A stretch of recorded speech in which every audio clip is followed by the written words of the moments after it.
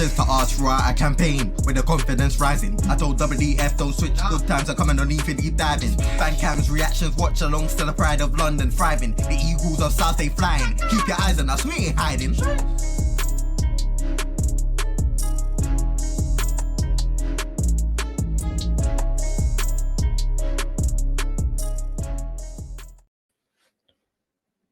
Good evening, everyone. Hope you're well. Hope your week's been good. This is the Fulham match preview. Now, as you can see, we've got no guests, so we're just gonna give you our perspective from both sides of how we feel the game's going to go. JC, how are you doing, my friend? Yeah, man, all good. Got home from work not long ago. Nice little dinner, 2-2 dinner. That's it, man. Pretty standard day at work, dealing with some stupid people, but that's about it. What about you? I'll tell you something behind the scenes. Obviously, I can't disclose this here, but yesterday was mad. when I'll tell you afterwards. But yeah, I'm not saying some of these kids, they're wild. They're wild. And one got battered up proper, and deservedly so, by the way. For what he was trying to do to his dad. Anyway, I'll tell you later. I'll tell you after. But before we get into things, just a few updates. So next week's going to be a crazy week on the channel. There'll be probably loads of different sporadic uploads and such. But we're there at the under 21 final on the Tuesday. Wednesday, myself and maybe Nicky. Obviously, send some loves in the comments for Nicky because he's not feeling too well at the minute. We'll be down at the award show.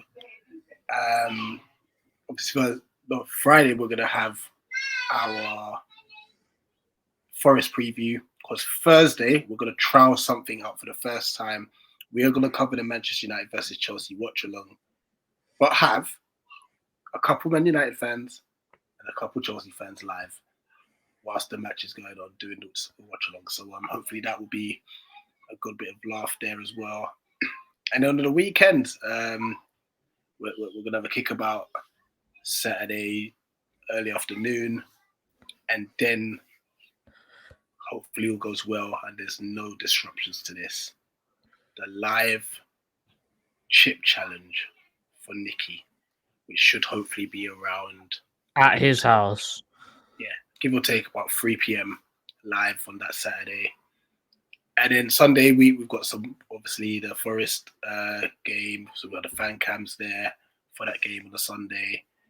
And also we're going out in the evening, so we'll look to vlog that as well. I'm just trying to think, why do I feel like there's something happening on Monday that I've forgotten? That's what it is. It's got nothing channel related. It's my birthday. We just wanted to drop that in there. Just on the sly.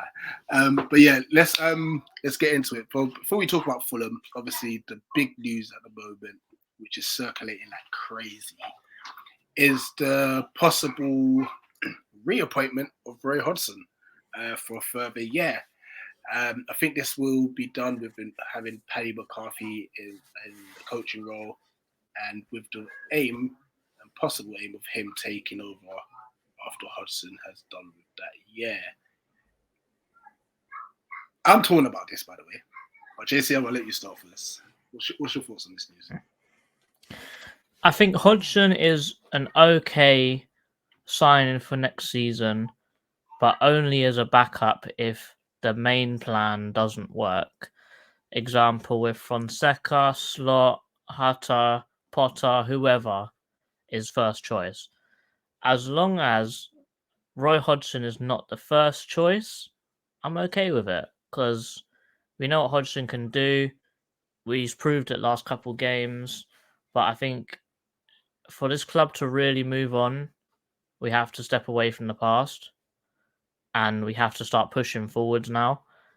Also, the talks of Hodgson's going to stay and help McCarthy just breeze through his coaching badges, and then McCarthy being our manager. that's such a huge risk that I wouldn't want to take it because he's an unproven manager.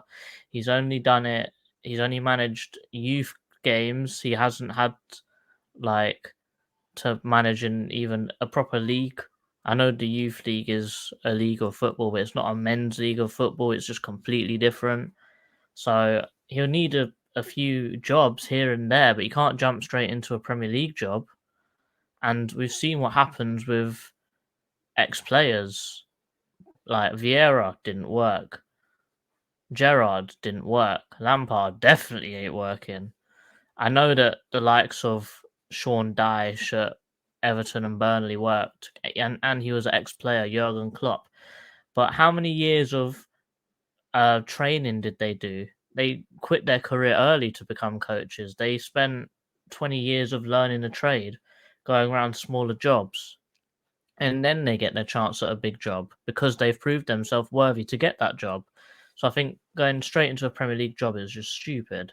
So I think that overall we need to have a plan A, which is a new manager that has experience managing a first team at the minimum, and like the names that we've been linked with, like they're not no slouches. And if Villa can get Unai Emery, granted they are a bigger club than us, it still shows that the Premier League has massive draw to it. Like Fulham, for example, they've got Marco Silva. He's a potentially European level of manager.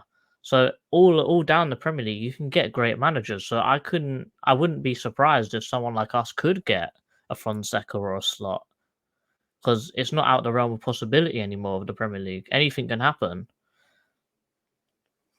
Absolutely. For me, the reason why I'm so torn is, look, Ray's done an amazing job when he came in. But let me talk about the negatives before the positives.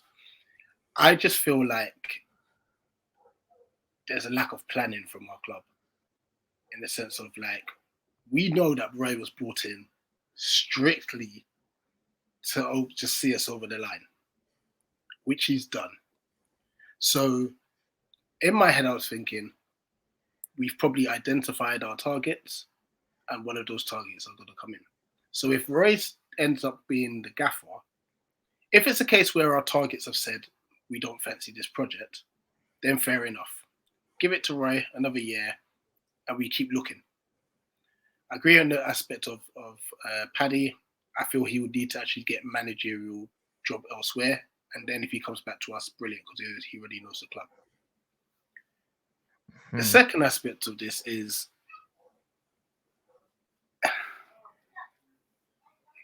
Ray's done great, don't get me wrong, but I want us to be able to push on. Now, I want to move on to the positives of having him. Like I said, he's done an amazing job. And the things that he's done well is he's got a group of players who want to play for him. We're playing very expensive attacking football. Some will say the games we've played have been easier than, for example, what Vieira's had. But first things first, we have got a happy camp. Mm-hmm. And they want to play for him. They're happy he's the manager. So that's a massive plus and such. I guess another plus is just 1 year. But what I want us to do, if that's the case, is we still got to be ambitious in the transfer window. Now, the next question then becomes, and I'm not saying that Ray hasn't got any pull, but can we attract a certain caliber of player? I think we could. I think we attracted better caliber of player under Vieira, which is naturally going to happen because, like, we're not getting Decore of Roy. Put it that way. Yeah, like you get a lot of young players who going to look at this and think, "Oh my gosh, Patrick Vieira, Arsenal legend." So that in itself is a massive pull. Well, so not even Arsenal legend, French legend. That's why we got so many French players. Good point. So this is why I'm very, very torn with the potential appointment. If he does sign a year, 100%, we're all gonna back him, regardless. That's how we are. We are Palace. We definitely back our managers until, obviously. And we're not going to wish the worst on Roy. And one thing I hope that doesn't happen over, like, especially Palace Twitter, which probably will, is an "I told you so" attitude. Like you kind of see it already filtering in with the whole Vieira versus RHEA thing. Listen, at the end of the day, we all want the club to do well. That's the primary goal. And so I've voiced my concerns with this, and I've also voiced my where it could go right as well and stuff. So it's not me kind of hounding out anyone. JC's not hounding out anyone. It's just what we think on both sides of the coin would be best for the club. So if it is right, we're gonna 100% wish him all the best and be behind him.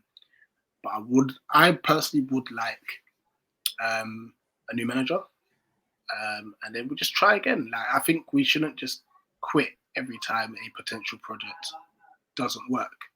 We've got to take the risk. Without the risk, there'll be no reward, sort of thing. So yeah, that's obviously the news at the moment coming out of Paris regarding the managerial vacancy at the moment. And there's loads of player ones, but we'll leave them for now because there's just so much gossip, way too much, and that's ins and outs, by the way. It'll be. I'm thinking of starting Transfer Weekly a week early just to get ahead of it. Yeah, I wouldn't blame you. I mean, I guess we could possibly just briefly touch on Jefferson Lerma. Obviously, we're linked in for him, and there's a few other clubs, and Fabrizio Romano mentioned as well. But then when we've got like a HAMMOND, what happens next? So you know what I mean? Like, we could end up getting squad strength because obviously I expect Luca and Gyro to be gone. Yeah, I think it's purely squad depth because Luca gone, Gyro gone, MacArthur out of contract. It's just a way of filling up the numbers with actual quality as well. For a free transfer, bring him in. Well, put it this way, even if he's not playing, he'll still put emphasis on Hughes or Schlupp that, there's a guy here going for your space, Yeah, 100%. So it's not a bad move, in my opinion. But let's talk about Fulham. 100%. Let's talk about Fulham. Now, we've obviously done tactical, so we're not going to talk about the tactical side to this. But there's no Rich Cam today. There ain't Rich Cam. I did see a few comments like it looks like I'm playing drafts, Chairman called me and said it was like the worst game of Othello he's ever seen. Be patient with Rich Cam. It'll work. It will work. I'll get it better. I'll get it patterned up and such. But look, it's a game where it could either be a very boring game or it could be a high scoring game. Fulham, fair play to Marco Silva. He's done a brilliant job with them. No one expected them to come up and take the league by storm. Minus I think it was a post World Cup blip. They were pushing for Europe, so they've done really well. What struck you based on Fulham? Like, what have you been impressed with? I've just been impressed with how good they've been even without Mitrovic. I think that's the main thing because at the start of the season, everyone's going, "Oh wow, Mitrovic's so good. He's the only one keeping them in this league. He's scoring so many goals." Yada yada yada yada yada. Then he gets a ban for a hell of a long time, but they're still winning games. They're still winning convincingly, and Marco Silva hasn't really changed anything. He's just been playing exactly the same with Vinicius up front instead. And even though he's not as lethal as a striker, everyone else is chipping in. They had a purple patch with people like Solomon who came off the bench. But don't let him cut in. He went through like a period of 3 or 4 games where he done the same move and scored the same goal in 3 different games. And it's just, I think what they've done this time coming into the Premier League is what they should have done the first time they came into the Premier League. When they came up the first time, they spent 100 and something million on him, them, and everyone. But now this time coming into the Premier League, they spent, I wouldn't say they spent the same amount of money, but they spent a lot more on individual players. They spent 50 million on 2 different players rather than 50 million on 10 players. You got so much more quality in there. You're looking at people that are being rejected from bigger teams who have the quality, like Pereira. Willian on a free is incredible deal. Spending that 20 million on Paulinho looks like a steal now. You know Tete, what? Just quickly on Paulinho. I think he might be signed into the season. Like that, one of the ones that hasn't got any ratings for it. You know, because you'll look at Haaland and stuff, and he's been mad. Like he's an anomaly and such. But Paulinho, he's like Decore for us in a sense. You know, he's just been so good. So sorry to cut you, brother. Yeah, like Tete. Like who thought they were gonna get Burnt Leno in goal? Like I know he's Arsenal's ex-player, but still, even playing for Arsenal is a massive compliment to how good you are, and he shows it with his goalkeeping. He's pulled off some blinders this year, and like a player that I've always rated for some weird reason, I don't know why, but I always rated Bobby Reed. He always chips in with a goal here and there, pretty good up front, really good on the wing, but I think they've been so good just because of the coach. I think he's looked at his players, he's found their strengths, found their weaknesses, and just played straight to their strengths, and it shows. They look unbeatable when they're on the game. Yeah, Marco Silva's the coach that he's kind of always, wherever he's gone, got a tune out of his team, especially in the first season. Yeah, he really struggled at Everton to the later times. Watford, he had a good first season, terrible second season. I'm sure there's another team in the Premier League was with, even though it was brief. No, maybe it's just those two and such. But I'll Google it. But yeah, like obviously he'd be hoping that he doesn't have like a recurring theme there of like second season syndrome and such. But he's always been kind of up there regarding Premier League managers. I won't be surprised if we were linked with him at one stage. Watford. Yeah, Watford and Everton were the two then, weren't they? Hull, Watford, Everton, Fulham. Hull, that was it. Hull. He wasn't even there for a year. He got sacked within the year. Yeah, I knew there was another Premier League club at the time, but it is what it is. But yeah, obviously we come into this game after a very convincing performance against Bournemouth. We know that this game in itself won't be easy. It won't be easy unless, obviously, Fulham go back to that beach that they were on for a couple of weeks. But would you say, we kind of ask this question every week nowadays, would you make any changes to the starting lineup? I wouldn't. I think that the actual question that you should be asking is, do you keep Hughes in instead of Schlupp? And I would say, yeah. Because I think that the rest of the team really picks itself. I don't think there's anyone really challenging for a first team spot. The only thing really is just we all know Edouard's going to play up front and Ayew's going to be on the left. But I think that's a given. We know Roy. That's what he's done when Zaha was injured before, so that's probably what he'll do now. I would still play Hughes, though. I think he dropped a banger, if I'm honest. He was brilliant. And put it this way, if Schlupp and Hughes are both playing well and training well, they're just going to be pushing each other. And whoever gets the shirt in the game surely will want to prove that he is the man for the job and not drop a stinker because he knows that Schlupp will fill in for the next game if he does. Yeah, absolutely. Obviously, it was good to see the likes of Gyro and Maka back on the pitch against Bournemouth and such. Players who may or may not be there next season. Gyro looks unlikely. Maka, dependent, obviously his contract runs out. But there was a player that we didn't see. But it was good to see him back on the bench. And hopefully we get to see him in the near future in HAMMOND. The missing man. The missing man. If he was to play under Roy Hodgson, what do you think he would offer? I think he would definitely offer that. I think he'd offer something very similar to what Eze is offering right now. Confidence on the ball. Because even under Vieira, when Vieira was very strict and rigid of how he played, he was still picking up the ball from deep and dribbling forwards for the little amount of time that we saw of him. Definitely panicked in the Liverpool game when he was clean through and missed. But, 19 years old and you're playing against Liverpool and there's a last chance to equalise, obviously you're going to be a bit starstruck at Anfield. But I think that from the little glimpses of what we've seen, he's got great stamina, great speed, great technical ability on the ball. I just think we need to see a little bit more from him to get a better understanding about what he can do. But from the short amount of time, I think he's a slightly less skillful Eze, and I think that he'll be a perfect understudy to Eze. Yeah, So if Eze gets substituted, he's just a complete straight swap because I believe that that's sort of the kind of player he was.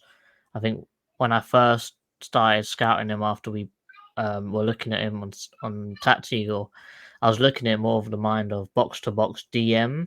But after seeing how he plays now, much more suited to a 10 to role. going forward, isn't it? Yeah, 100%. And I think that's another key factor. Hence, obviously, when we mentioned Jefferson Lamar, we need to be able to get players where if we make a substitution, the standard doesn't drop, and the quality doesn't drop. So It'll take imagine a while to get there, but it's good to see that Yeah. we're going to start doing that now. 100%. And yeah, listen, I've been very impressed with the little bits I've seen of Hamada. Still a lot more to see in him, but he's very direct. He's a powerful runner. He kind of reminds me of like prime Everton Decore when he's driving forward with the ball from the middle of the park, sort of thing. He kind of reminds me of that. Do we know Nana? No, I mean before Nana got to Everton, like Decore was kind of doing that quite a bit for Everton when they were doing well. Oh. That's why I said prime Decore, because actually even Decore at Watford was doing it. No, I think if you're going to talk about a midfielder that was doing that, I would say Sissoko at Watford. When he got shipped out of Spurs and went into that Watford team, he was a beast then. Yeah, he was good at driving the ball, 100%. There's players like that it kind of just, number one, relieve pressures from the defence, and number two, it forces opposition defenders to run the way the opposite direction, the way they don't want to be running. So it's a great attribute to do it. Eze does it a lot, but he glides. Hamid is more like kind of like schlups. They like just run. It's a run. It's not. It's not a dribble. Yeah. So let's try and do a combined 11. So we've got to try and be as unbiased as possible here. Yeah. So I think that I'm going to start with Leno, because even though Johnstone is having a very good patch, I think Leno's been really good all season. Yeah. Oh, just a quick update. As it stands, Newcastle are 2-0 up against Brighton. And Dan Burn kissed the badge when he scored, by the way. That's a vibe. Outrageous. I've just seen the clip of it now. It's really funny. He proper grabs the shirt and goes... Outrageous. Then I'm definitely going Tete at right back. Now it gets a bit more dodgy, let's say. So obviously we need to remember that Ream's not available, is he? People have to be available to play, and I'll read out their injuries. Andres Pereira, Tim Ream, Dan James, and Kurzawa are injured. I would go Gay and Diop. Their centre backs are... I'm going to call him Tosin because I'm not going to say his second name. Shane Duffy, who's a scum. Diop, and I think Robinson is a left back, isn't he? Yeah. I'm happy to agree with you. I think Diop, we were looking at him before we got Gay a few years ago. Yeah, and so I think to watch him literally live, pocket Wilf. And listen, we know that Wilf is not the best at centre forward, but he got no change out of Diop that game. Trust me. Left back, Mitchell or Robinson? You're literally saying really attacking or really defensive. Well, they do. I'm probably more inclined to say Mitchell purely because Tete is very attacking. I was going to say Mitchell as well. Because defense is winning championships. Yeah. I'm gonna have to change the formation here. I have It has to be two. It has to be 2. And this midfield pivot is crazy.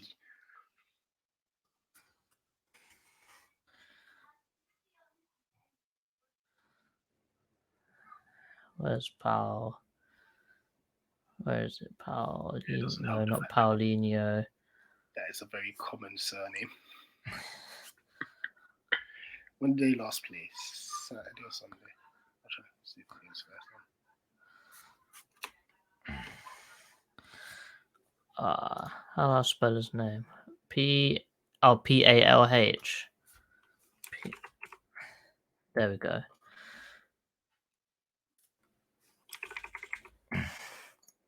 That midfield is crazy, Rich. That's so good. But the thing is, this is why we're one midfielder away from having the perfect midfield, you know? As long as we keep Eze and Agoro. Yeah. All right. Willian? I'm gonna go the easy one. Yeah. Willian? And to be fair, this is no discredit. Like, obviously, what's his name? Not Reed. Wilson, Harry Wilson. Like, he's been. Is Willian not on this? That is outrageous. That's mad. Surely not. Surely he's got to be there. That's crazy.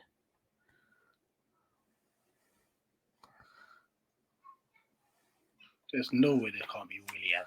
That's mad. I'll have a look as well. Check my phone. I'm gonna go this guy who's got the same hair, but he's Willian. Yeah, they proper don't have Willian, and he only just recently left Brazil to come back to, because he was at Corinthians. I'm happy with this. Is that Mitro, yeah? Yeah. Yeah. That's cold. And it says a lot because when you think about it, their team's not too dissimilar to us, as you mentioned that in tactical. It's pretty very much similar teams. Yeah. Very, very similar. So put it this way, like we're the opposite in one very specific way, in that we've got 2 outstanding centre backs and 2 pretty dreadful fullbacks, but they've got 1 really good centre back, another questionable centre back, and then 2 really good fullbacks. So it's sort of in opposite defence, but I'd probably rather have 2 good centre backs rather than 100%. fullbacks. But here I'm happy with this, man. Yeah. I'm very happy with this. Yeah, I can't complain with this either, to be fair. Looking at their squad, Harrison Reed, Tom Kearney, who's been playing very well. Yeah, Harry Wilson, Solomon. Like, they've got. Oh, snap. Where did they find him, by the way? Because he came out of nowhere and was just bagging goals, boy. Isn't he like Greek? Isn't he Greek or something? Israel. Yeah, something like that. I think it's Israeli. Mate, don't let that guy cut in on his right foot, because he will score a worldie. I was thinking that I ain't never heard of this guy before.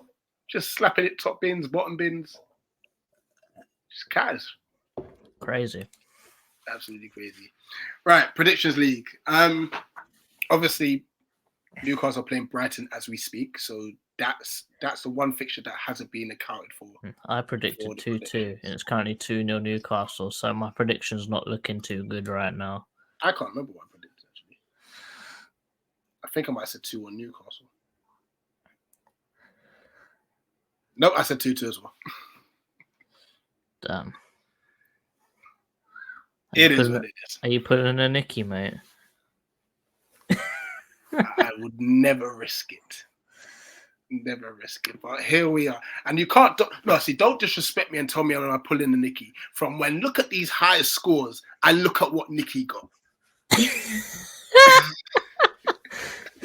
Nicky, you deserve to be last. Listen, first things first. 1 second. Hey, something about nail varnish. That's crazy. I'm getting the nail varnish. I just want to say Big that up to them, man. I hate the Premier League because if you can see my thing, I picked 1-0 and it was 2-0. Both times for United, Wolves, and Southampton, Fulham. Yeah. Come on, man. That's a violation. Nate, That's got to be the best That week is- performance. yeah, it's the most points because I think I was at highest scoring week with 15 at one stage. 18 points is mad. I think Dan's 5 one. correct scores in 1 week. Yeah, I think Dan's one was pretty mad as well. The one he had a few weeks ago, where he got every result right. Yeah, but no correct scores. Yeah, So yeah, that's. I think we were doing like the GOAT predictions. I might put that as to get every result correct is hard. oh yeah. It's very hard. So big Well, up to. technically, Nate only got 2 wrong. If you look at it like this, and he still got 3. a madness. Wait. Oh yeah, 2. Yeah, just 2. And it's 2 that we would have expected to be results. Yeah. In a sense. So I was fuming with the Leeds one. Look, I put 2. I got 3-2. I was so ready for Newcastle to score the winner, but they never did. trust me. So here's the scores as it is. I mean, even if Nicky was to get his points back, he is so far adrift. I think second place for me is off now. However, if Nate has another week, he's catching you. I've done the calculations. I was working it out. He's like 20 points behind. I see. I think the plus side with what happened here is that I was only 5 points off him. Anything more than that would have been peak. Yeah, if you got a Nicky week, that would have been a problem. And so it actually means Nate is now second officially, including the community, like with 32 correct scores as well, which is bad. I'm still top, but honestly, I'm gonna need Nate to have a stinker this week, just in case. And then obviously, I mean, these are the ones that just kind of haven't done it for a long time. It is what it is. Moving on to the guests now. So we're gonna have to ask for next week. Callum and Jack are gonna have to predict regardless, and then our Forest guests will predict as well. So there'll be 3 guests predicting next week. If the Forest guest happens to get 11 points, it's done. If not, then it'll be Callum and Jack will be having their playoff. And as we go down the table, and big up to everyone who's taken part in this, because we've had quite a lot. There's a lot of fans. It's 2 from each team, really. Pretty much. So big up for that. And obviously, as it stands, Patrick is still bottom. Still bottom. In the red zone. So yeah, that brings you up to speed with that. We won't give our predictions, and no, we did it in Tactical anyway, so we no need to mention it here. But apart from that, anything else, JC? No, not really. I think that I want Fulham to finish their damn stadium, finish building it, so I can get a ticket. Because I couldn't get a ticket and I was really trying. I was even looking at resellers, but some Donny tried to sell me a ticket for £80. I'm thinking, you are mad. There's no way I'm paying £80 for a ticket. In the Fulham end as well, I'm thinking, no way. But when they finish that and they can give out the full 3,000 allocation, then hopefully I'll be there next season. But, it would have been nice to go to the last away game of the season and vlog it, but because I think the last time I went to the last away game of the season, it was a really good atmosphere. So it's a little bit unfortunate I couldn't make it, but looking forward to the game. Looking forward to watching it on the TV. No, big up. And obviously, big up to the fans that are going. Hopefully, we can get a result there. Of course, remember, Operation Finishing with Chelsea is still ongoing. Even though Chelsea have a game in hand, they are only 4 goals ahead of us. Yeah. and they have to play City. City, then Man United. So if we can get something out of this game And then Brighton, and hope I that believe. they lose the next two, then we're above them going to the last game of the season. So the operator, so we mathematically can't catch Fulham. Bless me. So we mathematically can't catch Fulham, but Fulham can go above Brentford. So they've got stuff to play for. We've got stuff to play for. Yeah. So it'll be an interesting game. I don't think people are going to be on the beach on this one. Right, yeah, it should be a good watch as well. But yeah, people, as always, like, share, subscribe, turn the notification bell on. Obviously, it will alert you 30 minutes whenever we're going live or if the stream's being uploaded. And then also notify you once we go live or the video has been dropped. And other than that, like I said, enjoy the weekend. Next weekend, it's going to be a madness. Next week's going to be crazy and stuff. So lots of content that should be dropping as we approach the end of the season. It's been a fairy tale, but it's been funny as hell. Listen, big up everyone, and as always, up the palace. Eagles.